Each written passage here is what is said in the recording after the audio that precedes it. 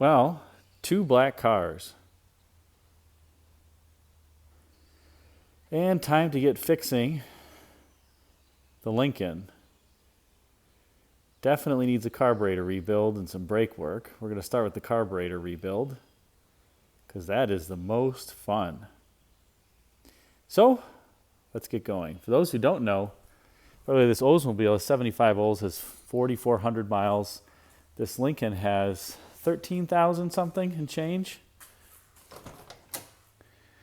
One of 430 black exterior cars, one of 30 black exterior with black cloth interior out of 10,600, I think, made in terms of the coupes.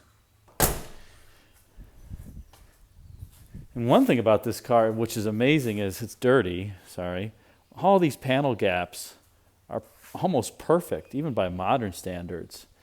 The Budd Company did the Class A surface metal for Ford during this time on these Lincolns, and God, the fits are, super straight. Puts Cadillac to shame of the era. There's some wax buildup in there that I got to clear off, but I don't think I've ever seen a car from this era that has this good a body fits. All the door gaps are perfect. The hood fits perfectly.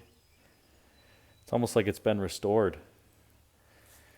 But it hasn't. And even here on the sail panel, usually the GM cars, if they don't have a vinyl roof, you'll see some waves because this is soldered in and metal finished, but this car is perfect. So there was a lot of quality that was happening on these vehicles during this time, but that's a story for another day. Let's get to rebuilding the carburetor here and have a little fun. Well, getting to the Continental now, definitely one of the issues here is the carburetor. And I'm also going to replace the master cylinder since it's original. But one thing you always want to check, this has an original fuel line here, and look at all the cracks. I moved the clamp down, but it is really cracked. Probably an original fuel line back from the day, so make sure you check all of your fuel lines. And the easy thing about this is just take some pictures before you start taking everything apart. On these, you have to take off the transmission kickdown cable that's held in with a little clip on the back side here. This is the accelerator.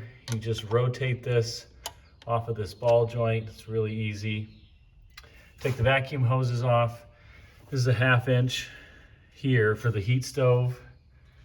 And then it's 4 7/16 nuts all the way around the carburetor. And that is it. By the way, in 1972, I used to be one of those people who, you say do the job right and do everything, replace all the gaskets, but I've learned, now the carburetor kits kind of stink. 1972 at least has a different gasket. There's a spacer here under the carburetor between the carburetor and the intake. So there's a gasket from the carb to the spacer and the spacer to the intake. And I think it's 1 year. It's kind of uncommon. It might not be 1 year, but you have to have a gasket that has that little elbow for the PCV in the back.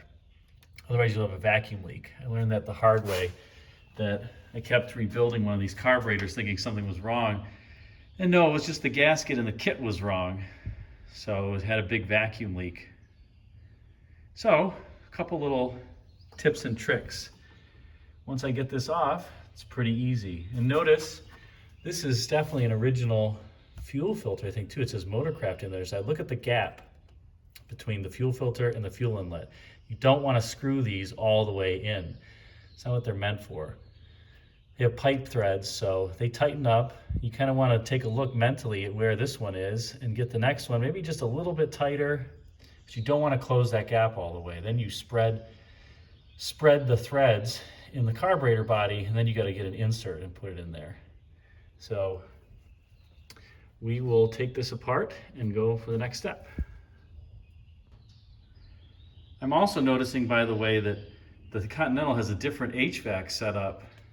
This is all different. Heater box, heater core, than the regular Fords of the era, likely driven by this, which says Ford air conditioner, but this is a GM A6 compressor.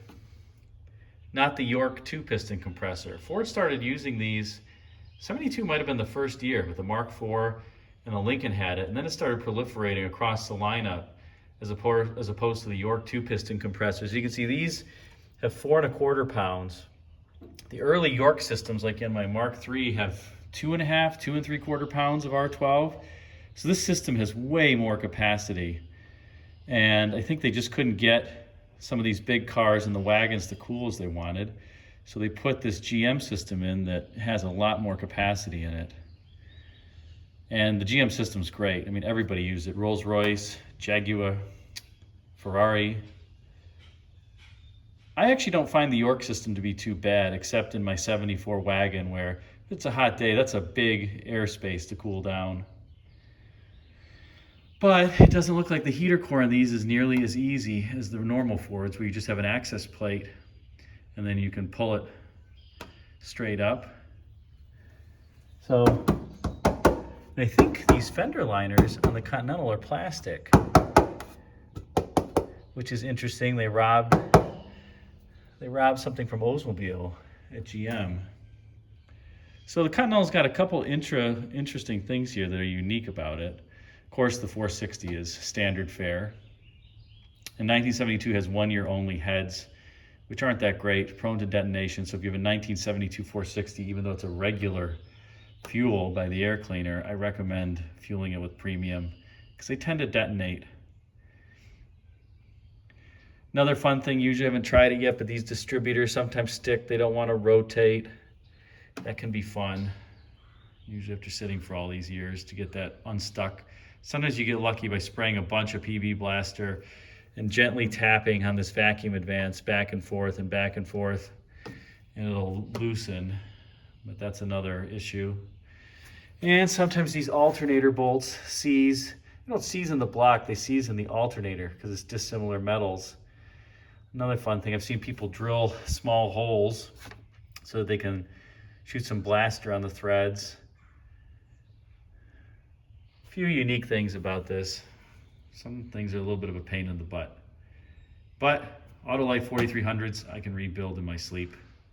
Not the most fun job, but I've done this job probably 15 times. So not a great carburetor. I would recommend, actually, if you don't want to torture yourself, get an Edelbrock. The car will run better. But for whatever reason, I like to torture myself, so I keep running these. And they seem to be fine generally. This one is really gummy. I don't think it's ever been apart. I got this loop moving, but the needle hangs up. And I'll show you I got from Mike's Carburetor Parts. This isn't a paid advertisement. I paid money for it, but the secondary needle and seat plug, just to block those off, because that's very temperamental on these. All the rebuilders used to block them off. I blocked them off. You don't need the secondary needle and seat. And if you keep it, you're just asking for trouble for it to flood out on you. So we'll keep going. Stay tuned for more. Well, and there you have it off. You can see the spacer came off with the carburetor, so I have to separate them just from a number of heat cycles. But that's what it looks like. And make sure you keep, this is the heat stove tube, this comes out. You'll have to remove that from that hole. It's just pressed in there, no big deal. To get the carburetor off, put it back in when you're done. And you go from there. Make sure you put a cloth over the intake here so crap doesn't fall in there while you're rebuilding the carburetor either. You don't want that to happen. So I will be doing that now. And walk over here.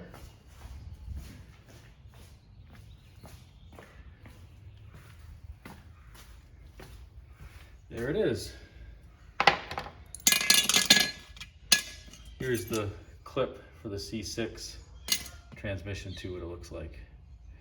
So now you got to take all these screws off around the perimeter, and these little horseshoe clips that are on the back side. Take the accelerator pump off. There's one clip, the worst clip is this one down here for the choke. That is the least fun. They're not hard to get off. Sometimes not fun to get back on. I usually replace them with like a little, I don't know what you'd call it, like, but little clip that's a different style. I'll show you in a different video. It's easier to get off. So, and there's the primary venturi. There's the secondary venturi. So this is what the carburetor runs off most of the time. We'll take this apart and you'll see what it looks like. By the way, this screw here is always a flathead and always longer than all the others. The others around the perimeter are all the same length, so you can interchange them. This one you can't. This one is different, just so you know. And you can see the spacer here. This is a separate piece from the carburetor. It's just stuck on because of heat over time. So I'm probably gonna have to find that gasket before I try to separate it. Otherwise it's gonna tear. You can find the gasket still, but you do have to order a special gasket for ones with the spacer. So look for the spacer. I hope you enjoyed that brief video and some tips and tricks on carburetor rebuilds and removals for anything with an Autolite 4300 carburetor. Stay tuned as I rebuild it and put it back on the car and have a little bit of fun. Until that time, be sure to check out the videos at the bottom left and right for some suggestions for you, and subscribe by clicking the circular icon of the 67 Riviera at the top left. Thanks again for watching. Until next time, take care.